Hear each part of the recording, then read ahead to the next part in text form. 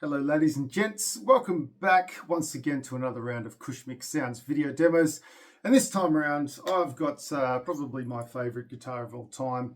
This is a 1973, a genuine 1973 vintage Gibson Les Paul Deluxe from the infamous Norlin Era of Gibson. Lovely guitar, this one. Now, why is it my favourite guitar of all time? Well, I'm a massive Thin Lizzy fan, as some of the locals, my friends, would know. Scott Gorham, Brian Robertson, synonymous with the Deluxe in the early days of Thin Lizzy, especially Scott Gorham. I coveted this guitar when I was a teenager, and I finally got one of my own. So this is not my own; it's actually on consignment. It's come to Cushmic Sounds from an owner over east. And so thank you very much, mate, for the trust, faith and trust, if you are watching. Awesome. So I do that on consignment. So if you do have something, if you're over east and you want to consign something, you'll have to pay the shipping to get it over. But look, I can guarantee I'll sell it for you. So this one I don't think is going to last long. It's in really nice condition. I've listed it as a 7 out of 10, so very good condition. It's got a 3-piece maple top, slight little bit of a crack here. Nothing. When I say crack, don't be scared. So generally these 3-piece tops, they can sort of separate over time, but this one is holding up really, really well. Just a little minor sort of bit of checking there. It has had a crack repair between these volume controls and just sort of coming out underneath the tone control. That has been repaired. That's not going anywhere. I'd say that could have been from maybe a bit of pressure in a case or something. Not in this shipment, but from a previous owner, I guess. A lot of scratches, some gouging on the pick guard. It's got its original pickups. It's got a replacement Tone Pros bridge and tailpiece. We've got it's had a full pro refret. There's nowhere on the frets. They are great. This guitar plays so well. Replacement bone nuts. In terms of the tuners, they are a Japanese Goto, so Goto brand, made in Japan. They are nice and sturdy. They're the same footprint as the originals, so if you would like to kind of restore this back to its, I guess, former glory, you could find a set of original tuners, but I don't know why. These work really well.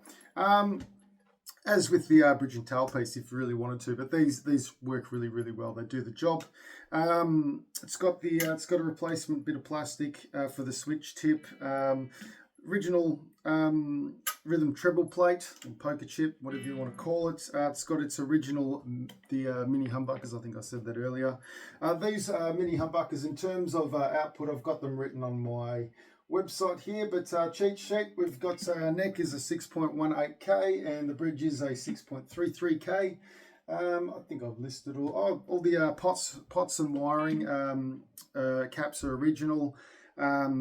The pots date to the 36th week of 1973, so that checks out.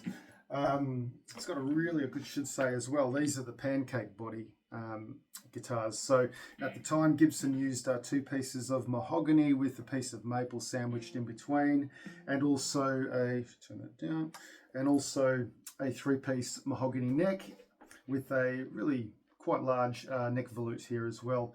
And no brakes. The headstock is 1 piece, unmolested, unbroken. There's no real, I'm going to say the only issue. There are no issues. There's just some sort of mild checking throughout. It is a vintage instrument.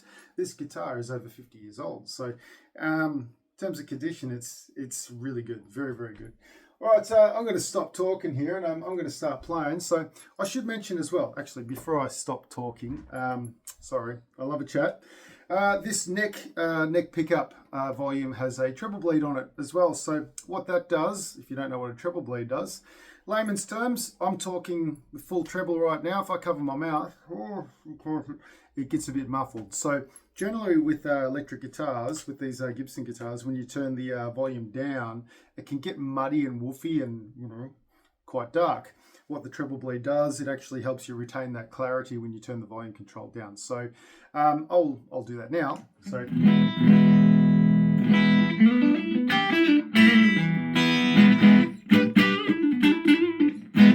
So there's with full volume. There's also tones on full as well. So if I knock that down to about, let's go down to 7.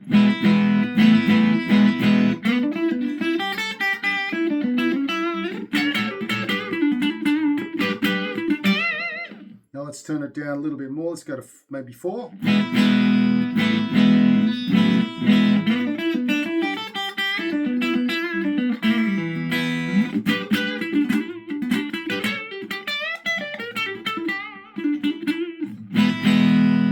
So it helps to retain that clarity. That is actually a really versatile modification, and you're not really doing any damage to the originality of the guitar. So highly recommended. I've got a couple of Les Paul Deluxes, original ones. I think I might have to get that done. So mate, if you're watching, to the owner of this guitar, if you're watching, I might have to hit you up on some of those components. So anyway, I'm going to go back to full volume and let's demo this neck pickup, and then we'll go throughout and we'll get to some dirty tones. All right, so let's go to the neck pickup first. I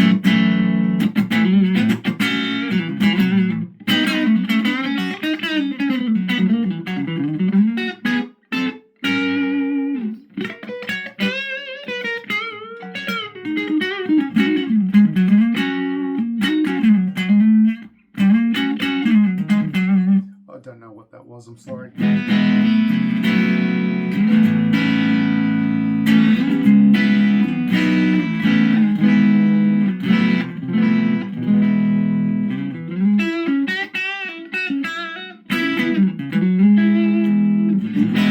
There's your neck pickup. Now let's go to both pickups together.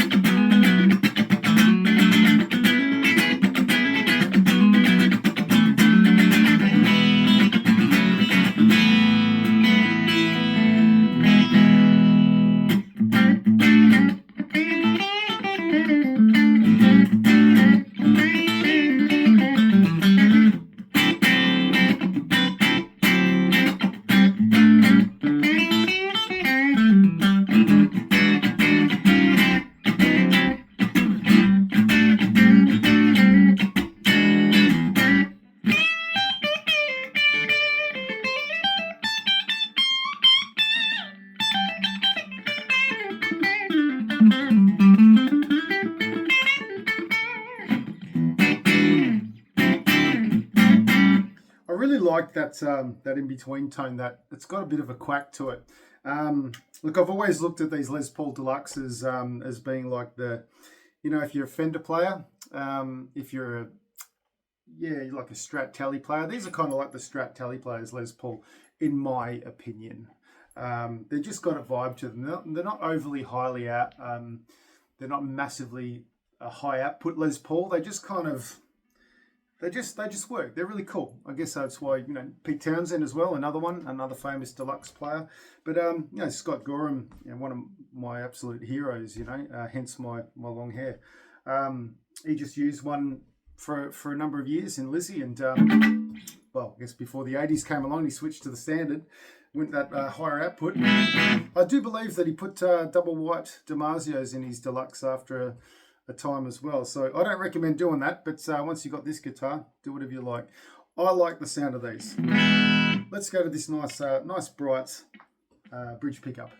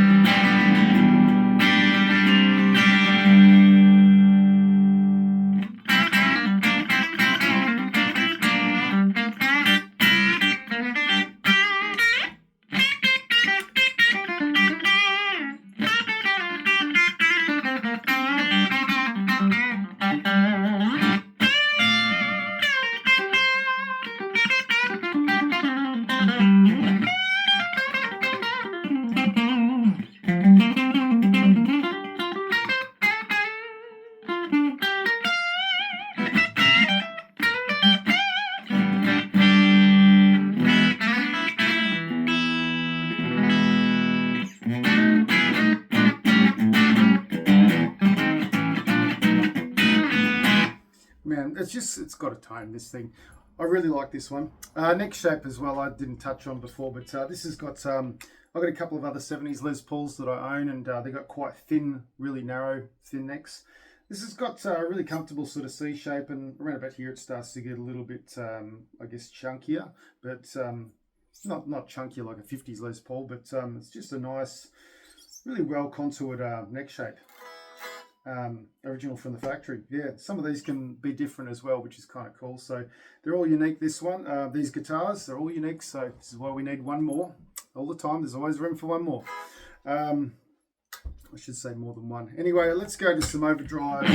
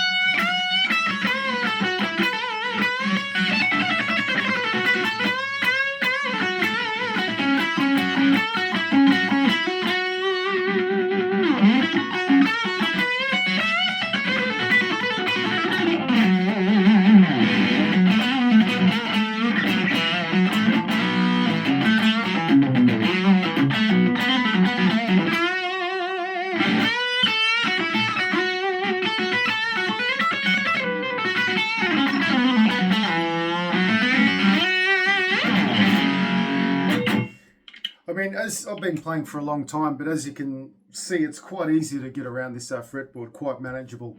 It's a really comfortable action the way I've got this set up. I set these up how I like them. Normally on a lot of Les Pauls, my gigging guitars, I'll use 11 to 52 gauge D'Addario strings. This one I've used, as per factory, I guess standard 10 to 46, and I've been using D'Addario strings for, best part of 30 years. So I love those, but 10 to 46 with a reasonably, not a high action, not a low action, it's kind of in the middle, so you can actually really dig in.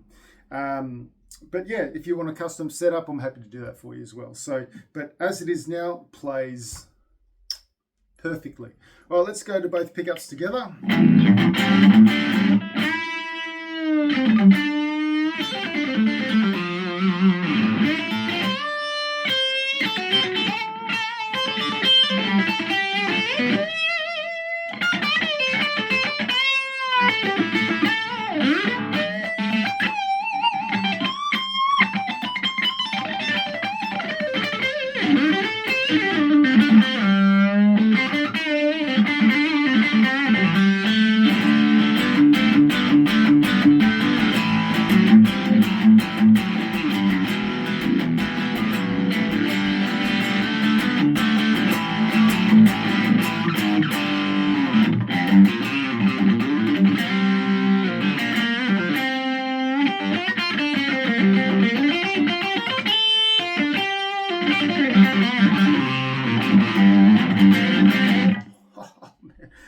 I'm having fun here. Oh, you can tell when I get excited, I start to like these guitars. All right, so let's go to this neck pickup, and let's try the treble bleed as well on the Overdrive, so we can hear that. So here it is without.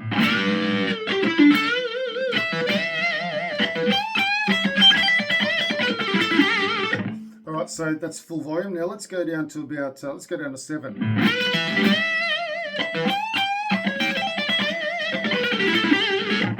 Wow. Let's go down to 4.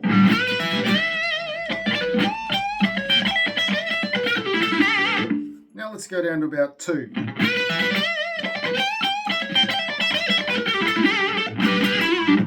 That's killer.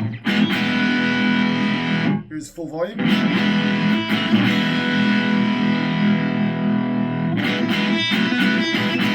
It just helps you retain that clarity, so without the guitar being muddy, If you want that muddiness in this guitar, you can turn the tone control all the way down if you like.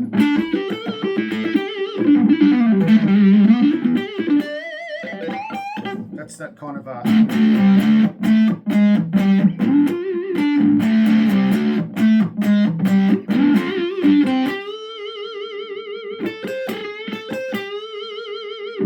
that kind of that woman tone, I guess, that Clapton used to get.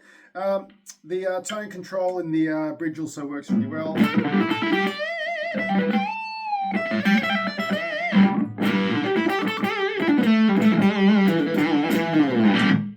But I kind of prefer them all the way up, these tone controls. I really like that treble blend though.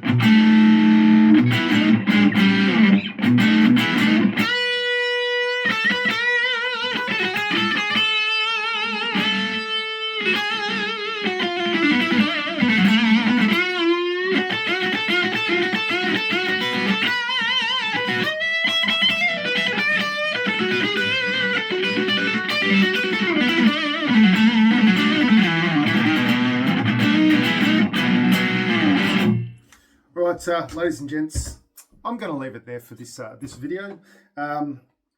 What a sensational guitar! 1973 Gibson Les Paul Deluxe in a really nice sort of faded Cherry Sunburst that has faded over time. Slight sort of I guess some worming and not so much massive amounts of buckle wear, but some worming on the back. Just have a look at the photos. If you want extra photos, I'm happy to send them to you. But you know, keep in mind this is a 50. What are we? 2025. It's 52 years old. This guitar. So yeah, look, an incredible instrument, and look, for the condition and for its age, it's in very good condition. So 7 out of 10. And the refret kind of helps with its playability as well. So yeah, I'm going to leave it there, ladies and gents. So once again, happy guitar hunting, and I'll see you very soon. I've got some more really cool stuff coming. So keep an eye on the website and the socials. If you're on YouTube right now, all links below. If you're on the website, have a look through the info and have a look at the photos. And if you've got any questions, queries, get in touch, send me an email, give me a phone call, do it the old-fashioned way. All right, see you soon. Take it easy.